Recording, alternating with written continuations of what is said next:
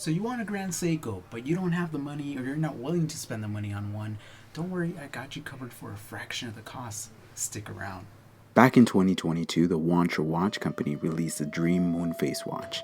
After the success of the first Dream watch, the company decided to update the model, thanks in part to input from their customers, critics, reviewers, and influencers. They expanded the Dream Moonface Kaguya line into a specific collection, made improvements, and diversified the Kaguya Raiden dial colors.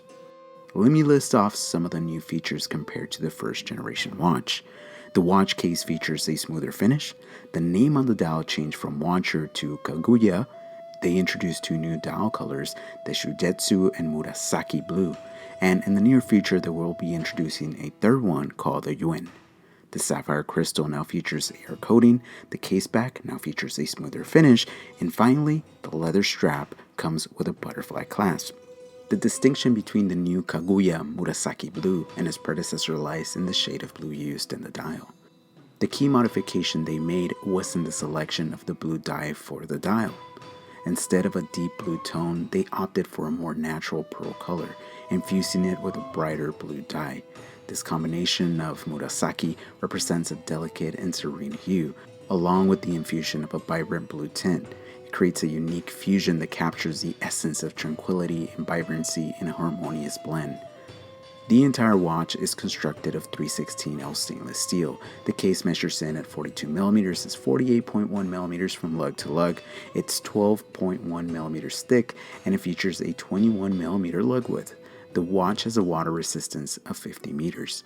Powering this watch is the H7M01 automatic high beat movement that has 21 joules, beats at 28,800 beats per hour, has a power reserve of 42 hours, you can wind it, you can hack it, the movement can be seen through a really big sapphire crystal display. Now let's really focus on the biggest selling point and the highlight of this watch, the dial and the moonface complication. The polished dolphin hands are legible. At the 10 o'clock we find the moonface complication, and the moon has some really nice details and texturing. Just like Grand Seiko, Wancher also draws inspiration from nature. Let me read you how they explain the dials, and I quote, "The mother of pearl dyed in a black Pantone ink is to illustrate the reflections of the night sky. Sujetsu in English means the moonglade, how the ocean waves appear in the night at night. By seeing the dial of Kayuka Shugetsu, you get the feeling of witnessing that special moment, as the MOP dial also reflects shades of blue and purple. Similar to Shujetsu dark sky on a moonlight night, Kaguya Murasaki beautifully captures the shifting colors of the sky as it progresses throughout the day. Murasaki blue represents a transition from a gloomier day with deep shades of blue to a brighter day with light shades of blue. The dial of Kaguya Murasaki serves as canvas, showcasing the subtle nuances of sky transformation from dawn to dusk." End quote. I have to agree with the company. These dials are truly unique and beautiful.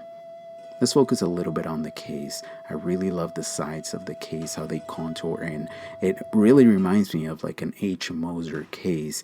We find some polishing and some brushing. Let's focus now on the strap that comes with this watch. It's 21mm, does have a quick release, but it is very, very stiff. It emulates the alligator pattern. For a little extra money, you can opt for the deploying buckle, but this one has your traditional pin buckle. So overall, the watch is beautiful. I was actually very, very impressed with the dial. Really, obviously reminded me of Grand Seiko, especially because this company is in Japan.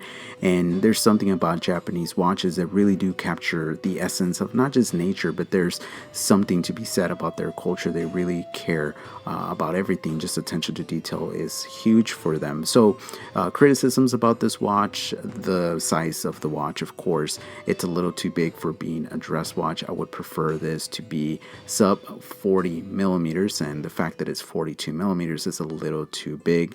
Also, the strap that comes with the watch, in my opinion, is not great, but for the asking price of sub $400, it's not a bad watch. I do recommend it.